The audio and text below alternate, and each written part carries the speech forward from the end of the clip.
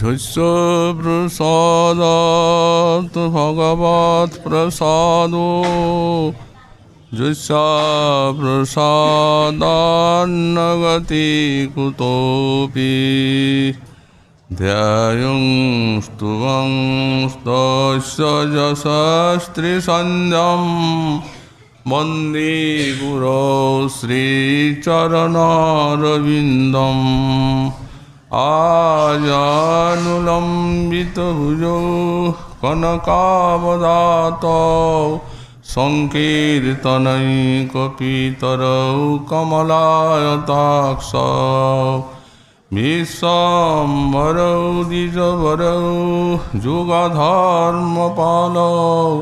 বন্দে জগৎপ্রিয়করৌ করুণাবতারৌ নমস্ত্রিকালসত্যায় জগন্নাথসুতায় চ সবৃতায় সপুত্রায় সকলত্রায় তে নমঃ বর্হাপীড়াভিরামং মৃগমদতিলকং কুণ্ডলাক্রান্তগণ্ডাম পঞ্জাক্ষং কম্বকণ্ঠং স্মিতসুভগমুখং স্বাধুরেন্নস্তবীনুম শ্যামং শান্तं ত্রিভঙ্গং রবিকরবসनं ভূষিतं বৈজয়ন্ত্য়া বন্দে বৃন্দাবনস্থং যুবতীশতবৃतं ব্রহ্মগোপালবেশম তপ্ত কাঞ্চন গৌরাঙ্গী রাধে বৃন্দাবনেশ্বরী বৃষভানুসুতে দেবী তাং নমামি হরিপ্রিয়ে মূকং করোতি বাচালং পঙ্গুং লঙ্ঘয়তে গিরিম যৎকৃপাতমহং বন্দে পরমানন্দমাধবম বাঞ্ছাকল্পতরুভ্যশ্চ কৃপাসিন্ধুভ্য এব চ পতিতানাং পাবনেভ্যো বৈষ্ণবেভ্যো নমো নমঃ হরিভক্তি পরাজে চ হরিনাম পরায়ণা দুর্বৃত্তা বা সুবৃত্তা বা তেষাং নিত্যং নমো নমঃ নমঃ ধর্মায় মহতে নমো কৃষ্ণায় বেধসে ব্রাহ্মণে নমস্কৃত্য ধর্মাन् মোক্ষে সনাতনাन् নারায়ণং নমস্কৃত্য নরং চৈব নরোত্তমং দেবীং সরস্বতীং ব্যাসং ততো জয়মুদীরযেৎ জয় রূপ সনাতন ভট্ট রঘুনাথ শ্রীজীব গোপাল ভট্ট দাস রঘুনাথ ঈশ্বর গোসাইর করে চরণ বন্দন যাহা হইতে বিঘ্ন নাশ অভীষ্ট পুরাণ দুর্গমী পথিমেন্দ্রস্যা স্খলৎপাদ গতির্মুহু সকৃপা জুষ্টিধনেন সন্ত সন্তু বলম্বনম।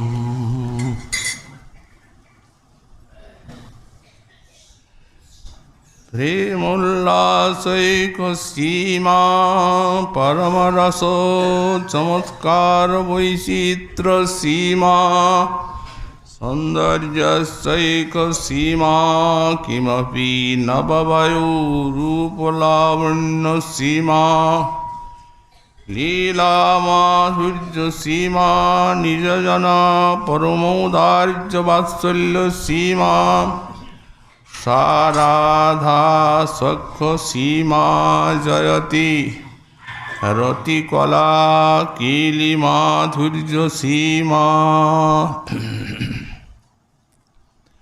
কলিযুগ পাবনাবতার শ্রী শ্রী গৌরাঙ্গ মহাপ্রভুর পরম অন্তরঙ্গ পার্ষদ গৌড়ীয় বৈষ্ণবাচার্য বর্য পরম পূজ্যপাদ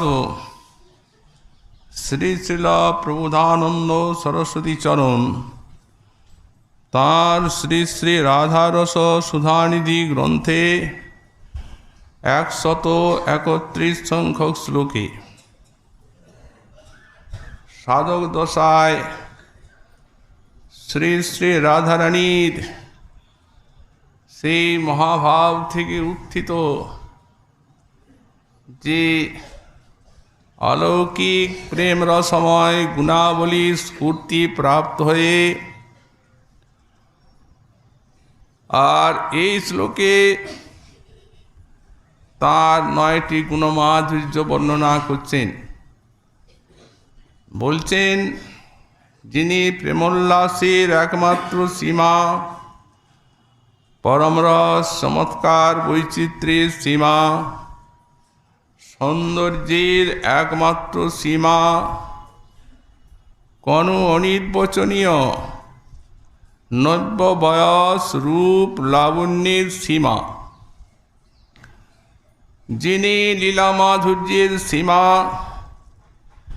নিজজনের প্রতি পরম ঔদার্য এবং বাৎসল্যেরও সীমা,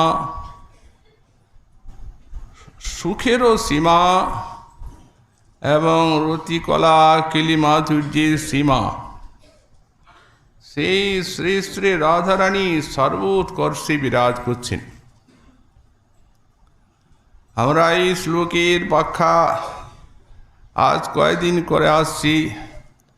প্রেম স্বরূপিণী শ্রী শ্রী রাধারানী সাক্ষাৎ মহাভাবীর মূর্তি। প্রতিটি গুণের ভিতরেই ছিল গোসাইপাদ তাঁর সেই গুণাবলীর যৎকিঞ্চিত ধারণা দেওয়ার চেষ্টা করেছেন। গতকাল আমরা এই যে পরমরস চমৎকার বৈচিত্র্যের সীমা, অর্থাৎ প্রেমের পরমসার যে মহাভাব, এই মহাভাবের যে চমৎকারিত্বপূর্ণ যে সব বৈচিত্র্য আছে, সেই বৈচিত্র্যগুলি আলোচনা করে আসছি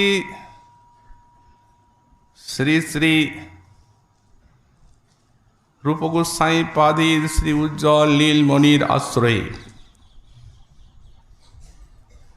শিল গোস্বামী পাদ তাঁর শ্রী শ্রী উজ্জ্বল নীলমণি গ্রন্থে এই সমস্ত যে ভাবগুলি তার জাতি বিচার পদ্ধতি যেভাবে গভীর দার্শনিক তত্ত্বের উপরে ব্যাখ্যা করেছেন, এইরূপ ব্যাখ্যার বিশ্বে কুত্রাপি দেখা যায় না। শ্রীল শঙ্কর বিশ্ববিখ্যাত আচার্য এবং পণ্ডিত ব্রহ্মতত্ত্ব ব্যাখ্যা করেছেন দার্শনিকভাবে। সেই গূঢ়গম্ভীর ব্যাখ্যা, জ্ঞান গম্ভীর ব্যাখ্যা অতীব চমৎকার।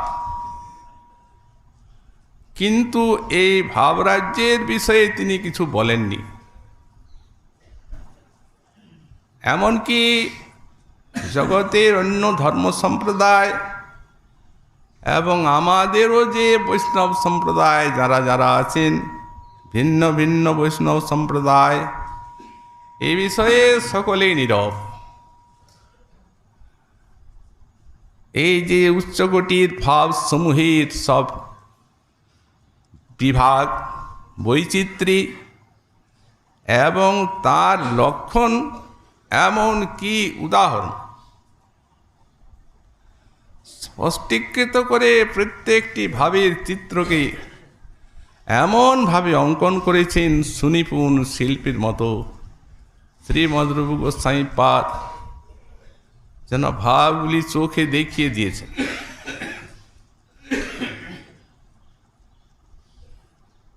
একমাত্র শ্রীমন মহাপ্রভু ব্রজের ঠাকুর তিনি রাধারানীর ভাব লুপ্ত হয়ে আর তার ভাবকান্তি অঙ্গীকার করলেন। অঙ্গীকার করে আর রাধা মাধুরী আস্বাদনের জন্য গৌরাঙ্গ রূপে এলেন। সঙ্গে নিয়ে এলেন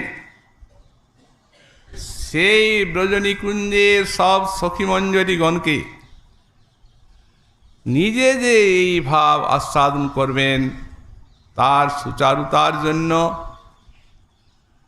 এবং একটি সংকল্প, বিশ্বজগতে এই নিগুড় ভাব দান করে যাবেন, তারই কার্যের জন্য বিশেষ করে তার সেই নিকুঞ্জের সখীমঞ্জরী সব মহাভাগবত রূপে হলেন অবতীর্ণ এবং ব্রজনিকুঞ্জের সেই রহস্যময় সমাচার তারা জীবজগতের সম্মুখে উপস্থাপিত করলেন। কিভাবে মানবাত্মা সেই শ্রুতি প্রতিপাদ্য যে রসবৈষ, সেই রসবস্তুকে এই ভাবের দ্বারা অনুভব করে আস্বাদন করে আর যে বিচিত্র শ্রেষ্ঠ স্বরাজ্যের আলোক লাভ করতে পারেন, সেইভাবেই সব লিখে গেলেন তারা। সুতরাং এই বস্তুর জন্য গোস্বামীপাদ গণের এই বাণী এর জন্য বিশ্ব ধন্য, এই কলিকালের জীব ধন্য, আতি ধন্য।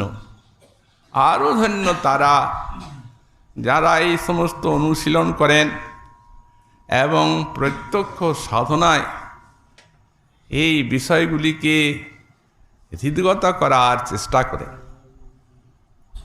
এই মহাপ্রভুর মহাদান। যাই হোক, আমরা যে কালকে বলছিলাম অধিরূঢ় ভাবের কথা, এই অধিরূঢ় ভাবে যে সব অনুভবগুলি আছে, অত্রানুভাবা গোবিন্দে কান্তা সৃষ্টে বিমূর্ছনা অসহ্য দুঃখ শিকারাত অপি তৎ সুখ কামতা ব্রহ্মাণ্ড ক্ষোভকারিত্বম তিরশ্চামপি রোদনম সবুতই তৎসঙ্গ তৃষ্ণা মৃত্যু প্রতিস্রবাত দিব্যন্মাদাদয় পণ্যে বিদ্যদ্ভীর অনুকীর্তিতা। আমরা কয়েকটির আলোচনা গোস্বামীপাদের দৃষ্টান্ত মতে করেছি।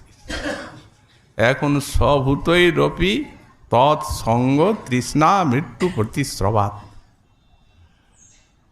নিজের যে দেহের পঞ্চভূত, এই পঞ্চভূতের দ্বারা শ্রীকৃষ্ণের সেবা করার বাসনা, বিরহাবস্থায় অধিরূঢ় মহাভাবী, মানে সেই মোহন ভাবে, মদন যখন বিরহকে পেয়ে মোহন হয়ে যায়, সেই মোহন ভাবে একমাত্র রাধারানী, তারই এই ভাবটি হৃদয়ে অনুভূত হয়। আমাদের গোস্বামীপাদ বিরহে 10 দশার কথা বলেছেন। চিন্ত্রাত্র জাগরত বেগৌ তানবং মলিনাঙ্গতা প্রলাপ ব্যাধি উন্মাদু মোহ মৃত্যুর দশা দশ। এই 10টি দশা, এই চিন্তা, উদ্বেগ, তানব মানে ক্ষীণতা, মলিনাঙ্গতা, প্রলাপ, ব্যাধি, উন্মাদ, এই সমস্ত দশাগুলিতেও যদি কৃষ্ণ প্রাপ্তি না হয়, তখন এই দশমী দশা আসে মৃত্যু। কিন্তু এই রসে গোস্বামীপাদ বললেন সাক্ষাৎ মৃত্যু নাই। আর তারা তো সাক্ষাৎ আনন্দী শক্তি কৃষ্ণের, সাক্ষাৎ মৃত্যু নাই, তবে হ্যাঁ মৃত্যুর চেষ্টা প্রকাশ পায়, ওইটাকেই মৃত্যু বলা হয়েছে। ওই যে চেষ্টাটি প্রকাশ পাচ্ছে।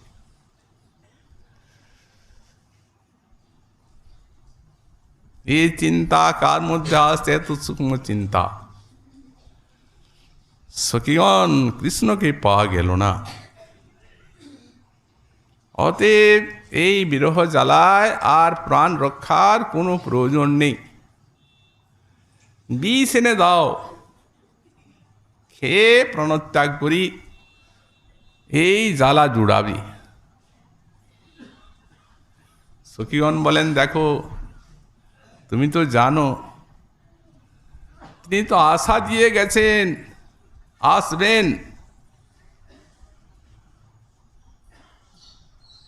অতএব সেই আশায় ধরেই আমাদেরকে দেহকে রক্ষা করতে হবে। দেহ ত্যাগ করলে তো কৃষ্ণ পাওয়া যাবে না, সেবাও পাওয়া যাবে না। তখন রাধারানী চিন্তা করেন, কাল আসবো বলে গেছে। কালী বলি কালা সেই গেল মধুপুরে, সখী সে কালীর কত বাকি। এটা তো, এই কালটা তো শেষেই হবে না। যেমন আরেক দিন আসে, তেমনি তোরা বলিস কাল বলেছে কাল আসবে, আবার সেই দিন এলো তখন বলবি কাল বলে গেছে কাল আসবে।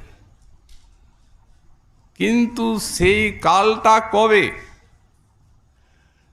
সে কালীর কত বাকি, যৌবন সায়রে পড়িতেছে ভাটা, বল তাহারে কেমনে রাখি। সেবা তো হওয়া চাই, পেলেই তো আর হচ্ছে না। চলে যাচ্ছে সেবার দ্রব্য। জোয়ারের পানি নারীর যৌবন গেলে না ফিরিবে আর, জীবন থাকিতে বন্ধুরে পাইব, কিন্তু এই যৌবন মিলানো ভার, এ তো আর মিলবে না দুদিনের।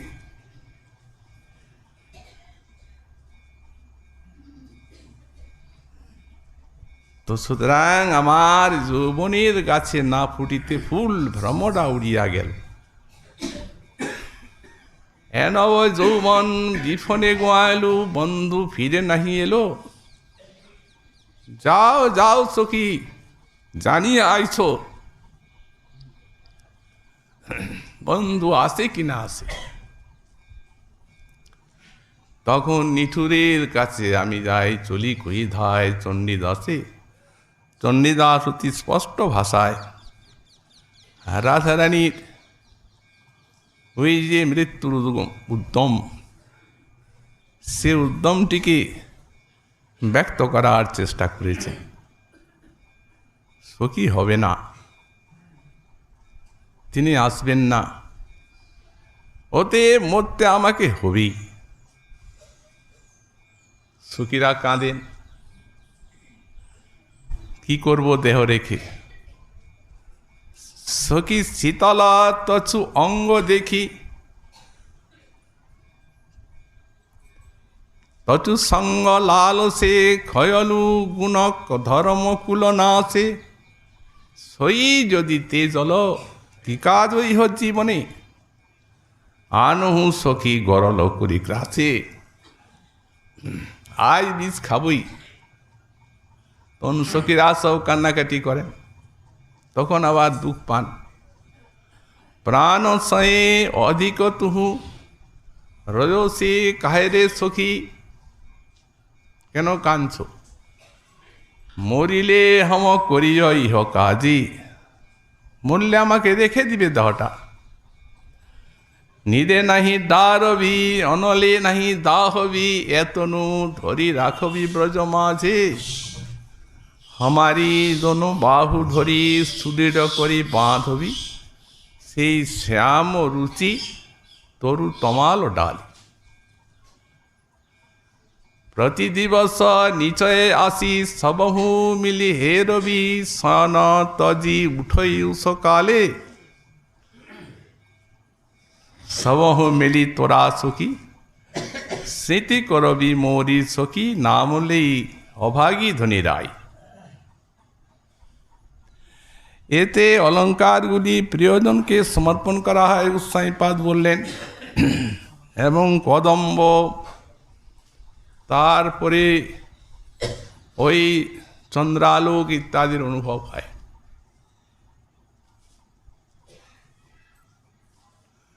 ললিতা সখী এই মতি হার লেহ, আপন গোলে ধারবি তহে নিজ চিহ্ন দেই যাই। বিশাখা সখী বলয় লেহ, ইন্দু রেখা অঙ্গুরি, আর নাসা আভরণ লেহ চিত্রা। সুদেবী অবতংস লেহ, শ্রুতি যুগলে ধারবি। সুদেবী অতি লম্ব অবতংস লেহ, শ্রুতি যুগলে ধারবি। সুদেবী অতি নির্মল চরিত্রা। এত সংবাদ কহি খোলই সব ভূষণী, আর দেই যত আলিগনে বাটি, বেটে দিচ্ছে। সখীগণ বলছেন তুমি কি চাও? কৃষ্ণ সেবা তো চাও, তো মরে গেলে কি তোমার কৃষ্ণ সেবা হবে? রাজা রানী বললেন হ্যাঁ সখী হবে। আশ্চর্য, মরেই যাবে তো আর সেবাটা করবে কি? এমনি তো মরবো না, যখন মরব তখন বিধাতার কাছে একটা প্রার্থনা করে বর নিয়ে তবে মরব। কি বর? এই বর নেব তার কাছে, যাহা পহু অরুণ চরণে চলি যাত, মজুবঙ্গ ধরণী হই তথি মাছ। আমার এই দেহে তো পঞ্চভূত আছে, প্রথমে ক্ষিতি আছে, তার কাছে বর চাইব যে ক্ষিতি অংশটা যেখানে আমার প্রিয়তম যে পথে হাঁটবেন সেইখানে ওই মৃত্তিকা হয়ে থাক, ধরণী হয়ে, কোমল মৃত্তিকা। যখন হাঁটবেন তখন বলবেন আহা এত সুন্দর নরম এই স্থানটা, তাঁর সেবা হবে। যো সরোবরে পহু নীতি নীতি না হো, মজু অঙ্গ সলিল হই তথি মাহ। আর যে সরোবরে উনি নিত্য স্নান করেন সেই সরোবরে দেহের জল অংশটা মিশে থাকবে। যখন স্নান করবেন শীতকালে বিধাতার কাছে চাইব সেটা যেন একটু উষ্ণ হয়, আর গ্রীষ্মকালে যেন শীতল হয়। আহা এত সুন্দর জল, কি ঠান্ডা, সেবা হবে। যো দরপনে পহু নিজ মুখ চাহ, মজু অঙ্গ জ্যোতি হই তথি মাহ। আর যে দর্পণে উনি মুখ দেখবেন সেই দর্পণে আমার এই দেহের যে তেজটা ওইটা মিশে থাকবে।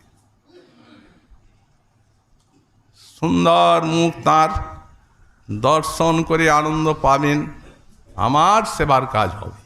আনন্দদানী তো সেবা। যো বিজনে পহু বিজয়ী গাত,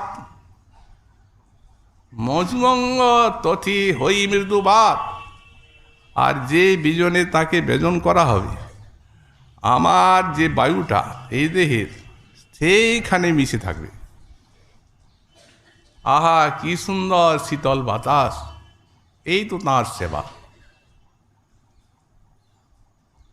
যাহা পহু ভরময়ী জলধর শ্যাম, মজু অঙ্গ গগন হইত সুঠাম। আর দেহের যে গগন আকাশ অংশটা যেখানে আমার প্রিয় ভ্রমণ করেন সেই জায়গায় আকাশ হয়ে থাকে, সেইখানে ভ্রমণ করে আরাম পাবেন, শান্তি আনন্দ পাবেন, আমার সেবা হয়ে যাবে সখী। যখন এই দেহটা সেবায় লাগলোই না,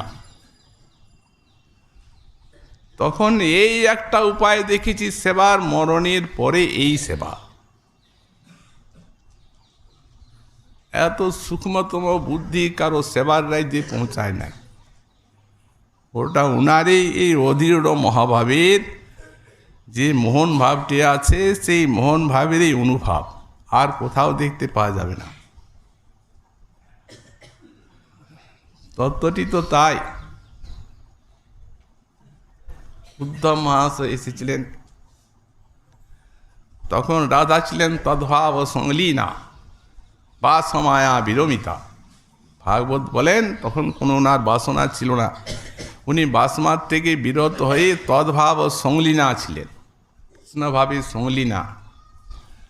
সেই সময় গোপীগণের সঙ্গে তাঁর উদ্ধব মহাশয়ের যে আলাপ, গোপীগণ বলছিলেন হে রাজদূত, তুমি তো তাঁর নিকটে থাকো, তিনি তো আমাদের ছেড়ে চলে গেলেন, তিনি হয়ে গেলেন এখন রাজরাজেশ্বর। অতএব রাজরাজেশ্বরের কি আর এই গরু চরাবার মাঠ মনে থাকে? আমাদের মনে হয় এখন আমাদের এই বৃন্দাবনের কথা মনে হলে তিনি লজ্জায় জীব কেটে থাকেন। আমি একদিন গরু চড়াইছি, রাজরাজেশ্বর। অতএব তুমি কি সান্ত্বনা দেবে?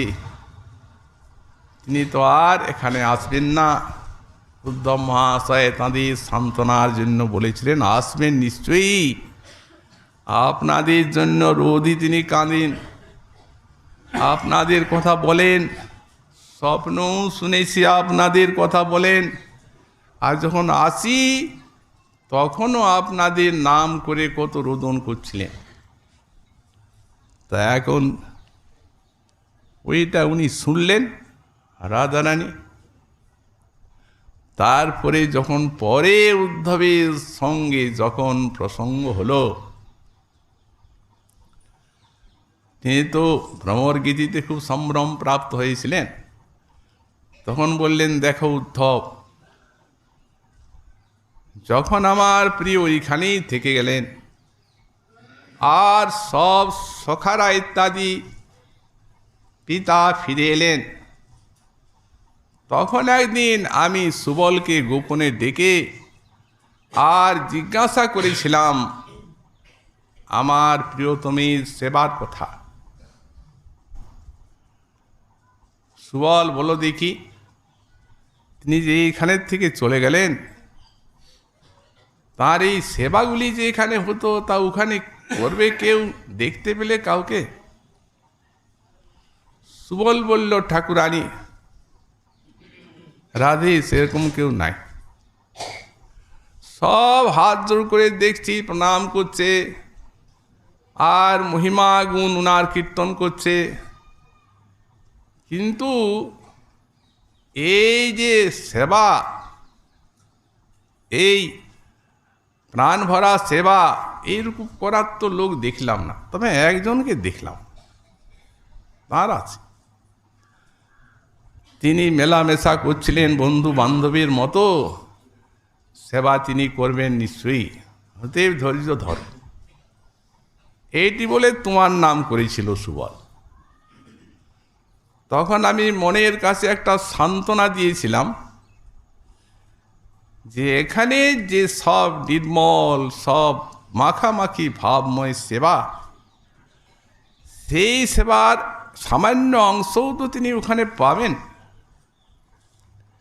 কিন্তু তুমি যখন ওইখানে গোপীদের সঙ্গে প্রসঙ্গ করছিলে, তখন আমি আকাশের থেকে পড়ে গেলাম, দেখলাম তুমি কামের খবর রাখো, তুমি প্রেমের খবর রাখো না। প্রিয়তম পাঠিয়েছেন তোমায় আমাদের সান্ত্বনা দিতে, তো তিনি আমাদের জন্য কাঁদেন বললে আমাদের সান্ত্বনা দেওয়া হয় না দুঃখ দেওয়া হয়? যাদের নিজের বললে কিছু নাই, কৃষ্ণ সুখে যারা তন্ময়ী, তাদের কাছে সান্ত্বনা দিতে এসে তিনি কাঁদেন আমাদের জন্য, এটা বললে তারা কি পাবে? দুঃখই তো পাবে। তাহলে তুমি একে দুঃখের উপরে আবার দুঃখ দিতে এসেছ, এই তো সান্ত্বনা। সেই দিন থেকে কি বলবো, আমার এই উন্মাদটা বেড়ে গেল। সম্বিতের মূর্তি উদ্ধব মহাশয় বুঝতে পারলেন যে রাজা তত্ত্বটি কি, গোপীগণ কোন ভাব রাজ্যে বিচরণ করেন, তাই তো তাঁদের চরণধুলি এক কণিকা কামনা করা। এই জন্য সবুতৈরূপী তৎসঙ্গ তৃষ্ণা মৃত্যু প্রতিসবাদ দিব্যন্মায়া দয়াপন্যে বিদ্যদ্ভীর অনুকীর্তিতা। শেষেরটি হচ্ছে দিব্যন্মাদ। এই যে দিব্যন্মাদ বস্তু, এই যে ভক্তগণের কিরূপ অমূল্য সম্পদ, কতখানি আস্বাদনের বস্তু, তা কারো ব্যাখ্যা করে বোঝাবার সামর্থ্য নেই। বহু ভাব রাজ্যের উচ্চকোটির জিনিস একমাত্র শ্রী শ্রী রাধারানীতেই প্রকাশিত হয়। এটি যখন ব্যাখ্যা করছেন গোস্বামীপাদ, তখন বললেন ভ্রমাভা কাপি বৈচিত্রী দিব্যন্মাদ ঐতিহ্যতে। ভ্রমাভা এই অধীর মহাভাবের যে মোহন আছে, এই মোহন ভাবটির ভ্রমাভা কোনো বৈচিত্র্যী, তাকেই দিব্যন্মাদ বলা হয়। ভ্রমের ন্যায় আভা আছে যার, আসলে প্রকৃতপক্ষে ভ্রম না। আভা মানে কি? বাইরের আচরণগুলি দেখতে ভ্রমের মতো, কিন্তু এত উচ্চ কোটির ভাব, ভ্রম কে বলতে পারি? রাধারানীর মেয়েকে কৃষ্ণ ভ্রম হচ্ছে, হা কৃষ্ণ বলে দাঁড়া দাঁড়া বলে ছুটে যাচ্ছেন। তমালকে কৃষ্ণ জ্ঞান হচ্ছে, এই কৃষ্ণ দর্শন পাইনু জীবন সফলে, এত বলি রহে তমালে রে করি কোলে। এটিকে ভ্রান্তি ছাড়া কি বলা যাবে? পাগলিনী হয়ে গেল রাধা। এই ভ্রমাভা কাপি মানে কোনো অনির্বচনীয় বৈচিত্র্য, এইটিকেই বলা হয় এই দিব্যন্মাদ। কিন্তু আসলে প্রকৃতপক্ষে সত্য সন্দর্শী দিব্যন্মাদি তিনি জানেন। কিভাবে ভক্তের হৃদয়টিকে কৃষ্ণময় করে, অন্তর বাহিরকে কৃষ্ণময় করে, আর সারা বিশ্বের স্মৃতিকে পর্যন্ত ভুলিয়ে দিয়ে আর প্রেমিককে কৃষ্ণময় করে তোলা হয়, তন্ময় করে তোলা হয়, এই তারই আলোকবর্তিকা হচ্ছে এই রাধারানীর দিব্যন্মাদ। আছে তো ঠিক, ব্যাখ্যা করে বোঝাবে কি? শ্রীমদ্ ভাগবতী ভ্রমর গীতে আছে দিব্যন্মাদ, তারপরে অন্যান্য সমস্ত রাসলীলা, তারপরে গীত পঞ্চক, তাতে রয়েছে এই সমস্ত ভাব বৈচিত্র্য, লীলার ভিতরে আছে। কিন্তু ব্যাকরণটা করে কে বুঝাতো?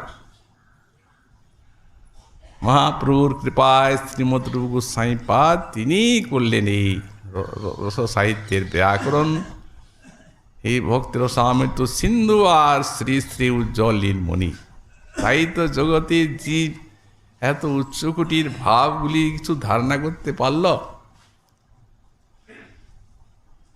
এই ভ্রমাভা কাপি বৈচিত্র্যী, এই আভা সম্বন্ধে আমাদের একটু বিচার্য। দেখুন, ভাগবতে যখন মহাভাগবতের লক্ষণ করছেন কবি যোগীন্দ্র, তখন বলছেন মহাভাগবত দ্বারা তারা নাম কীর্তন করবেন, গুণলীলা কীর্তন করবেন, আর তারা সব ছেড়ে তাতেই তন্ময় হয়ে যাবে। তারপরে শ্লোকটি বলছেন এবং ব্রত সপ্রিয় নাম কীর্তা জাতানুরাগ দ্রুতচিত্ত উচ্চয়ী হসৎ তথা রুদিতি রৌতি গায়ত তুন্মাদবন নৃত্যতি লোকবাহ্য। এবং ব্রত এই প্রকার করতে করতে সাধনা সপ্রিয় নাম কীর্তা, সেই মহাভাগবত নিজের প্রিয় নাম কীর্তন করতে করতে জাতানুরাগ, অন্তরে তার অনুরাগ জাত হয়, চিত্তটি অতিশয় রূপে গলিত হয়, দ্রুত চিত্ত উচ্চই। তখন বাহিরে হসৎ তথা রোদিতি রৌতি গায়, কোনো সময় হাসেন, কোনো সময় রোদন করেন, কোনো সময় উচ্চশ্রে রব করেন। উন্মাদ আমার নৃত্যতি লোকবাহ্য, আর উন্মাদের মতো নৃত্য করেন। কবি যোগীন্দ্র এখানে এই প্রেম উন্মাদিকে উন্মাদ বলে বলতে পারলেন না, বলবেন কি করে, বলার সাহস তো নাই। কারণ উন্মাদ যে সে রজস্তম গুণে অভিভূত, আর প্রেমোন্মাদী তিনি বিশুদ্ধ সত্যের আলো কিরণে সমুজ্জ্বল। উন্মাদটা একটা শোচনীয় রোগগ্রস্ত ব্যক্তি, আর প্রেমোন্মাদী নিয়ে এই সংসার রোগের মতো রোগকে ফেলে দিয়ে আর সেই চিন্ময় চিৎরাজ্যের দিকে, আনন্দময় রাজ্যে প্রবিষ্ট। উন্মাদ যে সে তো নরক পথে যাবে, আর ইনি হচ্ছেন গোলক পথের পথিক। অতএব এত তফাৎ আছে।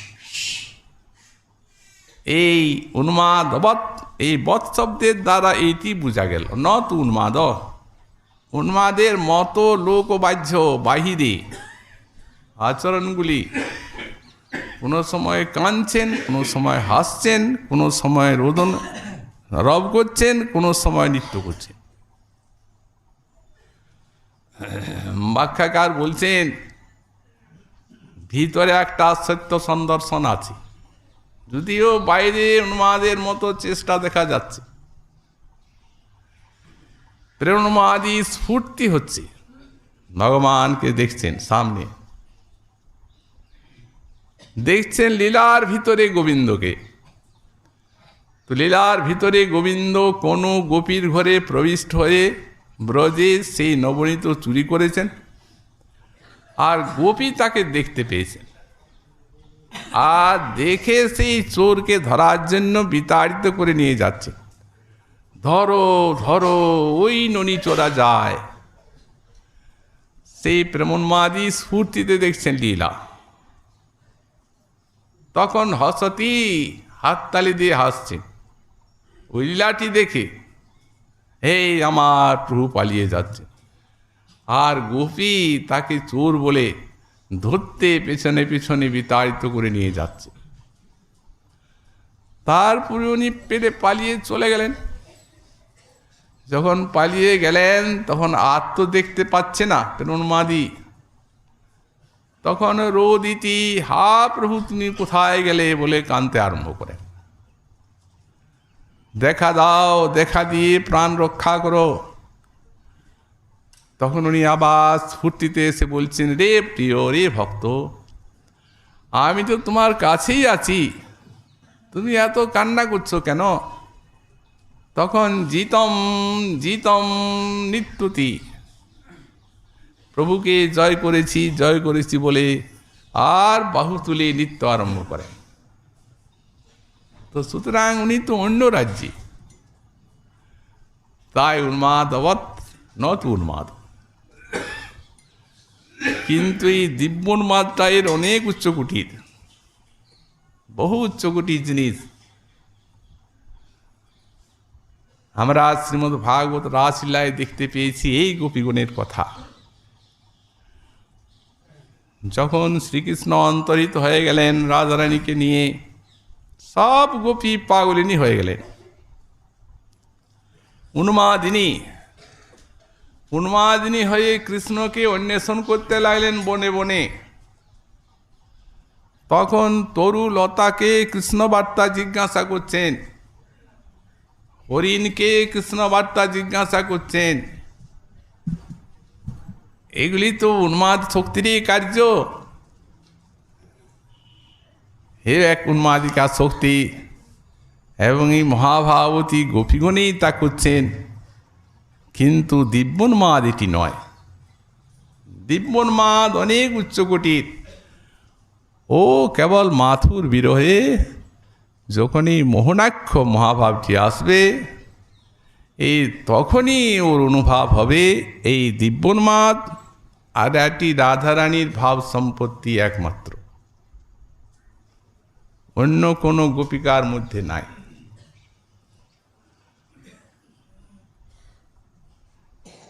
আমাদের শ্রীমদ রূপ গোস্বামী পাদ তিনি দৃষ্টান্তগুলি দিয়ে আর বিষয়টিকে অনুভবে যোগ্য করে দিয়েছেন। ললিত মাধব নাটক তৃতীয়াঙ্কে এই বৈচিত্র্যে বর্ণনা আছে।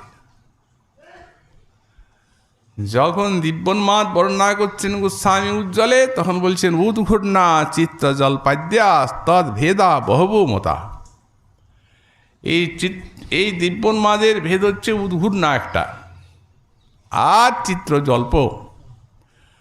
তো উদ্ঘূর্ণা দশাটি নানা ভাব বৈবেশ্যময় চেষ্টা। গোস্বামী পাদ লিখেছেন শ্রীললিত মাধব নাটকে তার দৃষ্টান্ত। কি অদ্ভুত রাধারানীর এই বিরহ জ্বালা! বিরহ জ্বালায় দুঃখিতা হয়ে আর ঘন ঘন হচ্ছে মূর্ছা।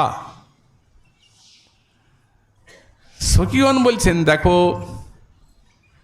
তুমি তো জানো তিনি আসবো বলেছেন, অতএব ধৈর্য ধারণ করো, নিশ্চয়ই তিনি এসে তোমার সাথে মিলিত হবেন। এই বিরহ জ্বালায় তুমি নিজেও জ্বলছ, অথচ আমাদের হৃদয়টিকেও জ্বালাময় করে তুলছ। রাধারানী বলেন, সখীগণ কি করব?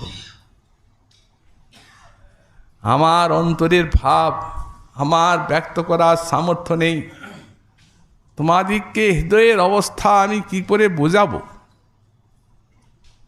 কিঞ্চিত বলি, উত্তাপি পুটপাক তোপি গরল গ্রামাতপি ক্ষোভন দম্ভলেরপি দুঃস কটুরলং হৃগ্মন্ন শৈলাদপি প্রৌঢ় বিসূচিকা নিচয়োতপি উচ্চৈর্মমায়ং বলি মর্মান্যদ্য ভিন্নতি গোকুলপতি বিশ্লেষ জন্মাজর। হে সখী, ললিতে বিশাখে গোকুলপতি শ্রীকৃষ্ণের যে বিরহজনিত জ্বর আমার মর্মটাকে শতধা বিদীর্ণ করে দিচ্ছে। এ জ্বর ব্যাখ্যার কোনো উপায় নেই, জগতে এই জ্বরের কোনো দৃষ্টান্ত নেই। তাও এই লক্ষ অংশের এক অংশ বলি, উত্তাপি পুটপাক তোপি। এই তোপিগুলি বলে গেছে। পুটপাক কাকে বলা যায়? যাতে সেই স্বর্ণ রৌপ্য গলিত করা হয়, সেই পাত্রটা। সেই পাত্রে কত জ্বালা সইতে পারে, কত জ্বালাতে ওটা গলে যায় ধাতুটা, কতটা উত্তাপ ওই পাত্রটায় সয়। তিনি বললেন, আমার হৃদয়টা সেই পুটপাক, তার থেকেও বেশি ওই গোকুলপতির বিশেষ জনিত জ্বর। উত্তাপি পুটপাক তোপি গরল গ্রামাতপি ক্ষোভন, এবং গরল নিচয় অপেক্ষাও খুব দায়ক। দম্ভলের অপি দুঃসহ, সব উলানে অপি শব্দ আছে, শত শত বজ্রাঘাতের থেকেও দুঃসহ। কুটুরলম হৃন্মগ্ন শল্যাদপি, এবং হৃদয়ে মগ্ন সেল যদি বিদ্ধ হয়ে থাকে তাতে যে দুঃখ হয় তার থেকেও কটু। প্রৌঢ় বিসূচিকা ব্যাধি, তার থেকেও বলবান। আমার মর্মকে আজ ছিন্ন ভিন্ন করে দিচ্ছে। সান্ত্বনা দেওয়ার জন্য রাধারানীকে সখীগণ বলছেন, রাধে ওই দেখো, দেখছো তো একটা কাক বসে আছে, ওর ভাব দেখে মনে হয় সে যেন আমাদের এই দুঃখ জ্বালা যেন মথুরায় যে আর তোমার প্রিয়তমকে বলার জন্যই আমাদের দিকে চেয়ে আছে। তখন রাধারানী বলছেন, ওই বায়স্কুল চূড়ামণি, যাও প্রিয়তম শ্যাম সুন্দরের নিকটে যে আমার এই বার্তা বলবে যে দেখো রাধার প্রাণ দেহের থেকে বহির্গত হওয়ার জন্য লুণ্ঠিত হচ্ছে কণ্ঠে এসে, কিন্তু বেরিয়ে যেতে পারছে না, দুরন্ত জ্বালা ভোগ করছে। তুমি যদি তোমার ওই আশাপাশটা খুলে দাও, ওই যে বলেছেন কাল আসবো, উনি যে আসবেন সেই আশায় প্রাণ রক্ষা হচ্ছে। ক্ষীণ হতে ক্ষীণতর হচ্ছে রোজ আশা, কিন্তু পাশটা আছে, ওই পাশটাকে খুলে দিলেই প্রাণটা বেরিয়ে শান্তি লাভ করবে।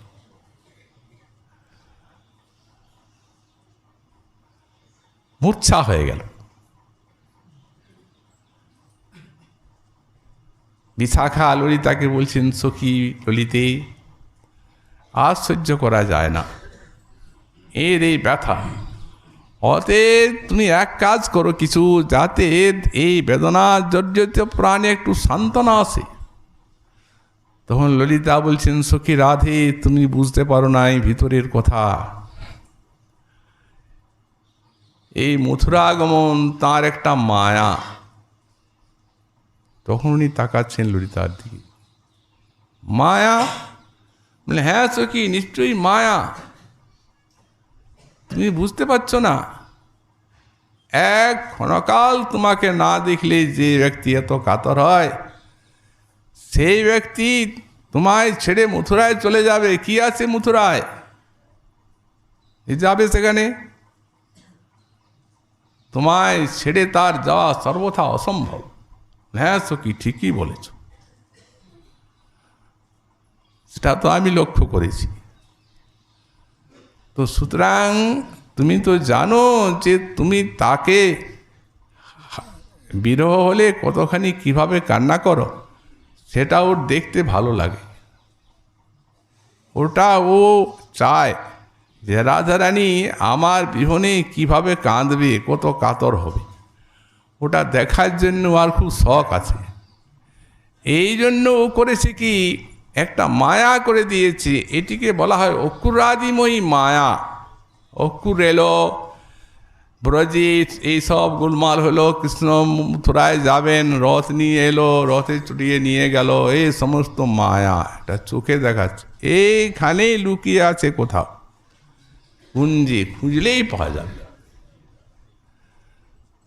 তখন উন্মাদিনী বলছেন, হ্যাঁ সখী, তুমি ঠিকই বলেছ, ও আমাকে ছেড়ে যেতে পারে না। চলো তাহলে তাকে অন্বেষণ করি। বিশাখা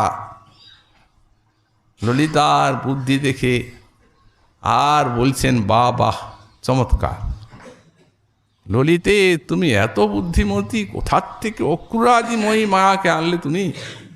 শান্তি এলো রাধা, ক্ষণকালও তো হলো, চলো অন্বেষণ করি। অন্বেষণ করতে করতে যাচ্ছেন। হে সখী হরিণী, তুমি আমাদের হরিকে কি দেখেছো? ওই যে তোমার মুখে অর্ধচর্বিত গ্রাস দেখা যাচ্ছে। হরিকে না দেখলে আর এই রকম পশু পক্ষীর অবস্থা হয় না। তোমাকে দেখেই বোঝা যাচ্ছে তুমি তাকে দেখেছো। ওতে বলে দাও তিনি কোথায়। ও এ বলবে না, শ্রীহরি তো হরিণী। আর এগিয়ে যাচ্ছেন। কোথায় শ্রীহরির কার কাছে খবর পাবেন? হে সখী ময়ূরী, যার বেণুনাথ তোমার এত প্রিয়, বেণুনাথ হলেই তুমি পাখা মেলে নৃত্য করতে থাকো, তুমি সেই বংশীধারী শ্রীহরিকে নিশ্চয়ই দেখে থাকবে। ওতে বলে দাও সখী। এইভাবে জিজ্ঞাসা করতে করতে যাচ্ছেন কোন কুঞ্জে লুকিয়ে আছে, খুঁজে তাকে বের করতে হবে। সখীগণ সঙ্গে সান্ত্বনা দিয়ে দিয়ে যাচ্ছেন, বারে বারে মূর্ছা হচ্ছে, আবার এইসব বলে বলে যাচ্ছেন। সখী রাধে পথটা ঠিক করতে পারিনি, সখীস্থলীতে এসে পৌঁছেছি। সখীস্থলী এলাম তো সেটা তো চন্দ্রাবলীর গ্রাম, মানে হ্যাঁ এটা চন্দ্রাবলীরই গ্রাম। সখী দেখাও সখী চন্দ্রাবলীকে। রাধারস পুষ্টির জন্যই বিরোধী। গোস্বামীপাদ বললেন অতএব হি বিশ্লেষে স্নেহস্তা সং প্রকাশতে। যখন বিরহ আসে তখন স্নেহ আসে, তখন আর বিরোধ নাই। সখী চন্দ্রাবলীকে দেখব যার অঙ্গ শ্রীহরির আলিঙ্গনে অভিষিক্ত হয়ে আছে। সখী বলছেন এখন তিনি করালার গৃহে আবদ্ধা, সেইখানে সন্তপ্তা হচ্ছেন। তাহলে চলো দেখি আরও কোনো মহাজন পাই তাকে জিজ্ঞাসা করব। এগিয়ে দেখছেন একটা মণিময় প্রস্তর, তাতে নিজের ছবিটাই পড়েছে। এই যে সখী চন্দ্রাবলী, তুমি বলছো যে করালার গৃহে, এই তো সখী চন্দ্রাবলী, তোমার অঙ্গ প্রত্যঙ্গ সব শ্রীহরির আলিঙ্গ রসে নিষিক্ত হয়ে আছে। আহা, এসো এসো আলিঙ্গন দাও। একটা মণির প্রস্তরে নিজের এই ছবিটা পড়েছে, প্রতিবিম্বটা, আলিঙ্গন করবেন কোথায়? দেখছেন পাথর। সখীগণ বলছেন সখী ওটা তুমি প্রতিবিম্বিত হয়েছ, ওটা চন্দ্রাবলী না। চলো চলো সখী তবে যাই, এই গিরিরাজকে জিজ্ঞাসা করব। বলছেন গিরিরাজ তুমি মস্তক উত্তোলিত করে সারা জগৎকে দেখছো, নিশ্চয়ই আমার প্রিয়তমকে দেখছো, অতএব দাও বলে দাও আমার প্রিয়তম কোথায়।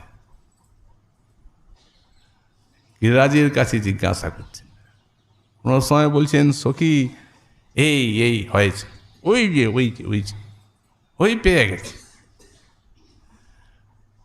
পাহাড়ের চূড়ায় এক টুকরো মেঘ, সেই মেঘে বিদ্যুৎ খেলছে, আর ইন্দ্রধনু ওইখানে উঠেছে। ওই দেখো সখী তোমার সখা। মেঘটাকে বলছেন কৃষ্ণ, ইন্দ্রধনুটা মোর পুচ্ছে চূড়া, আর বিজলি খেলছে ওই দেখো ওই গোপুরমণিগণ কর্তৃক আলিঙ্গিত হয়ে আছে। চলো চলো তাকে নামিয়ে আনি। সখীগণ বলছেন রাধে ওটা মেঘ। সত্যি তো মেঘ, ওটা তো কৃষ্ণ নয়।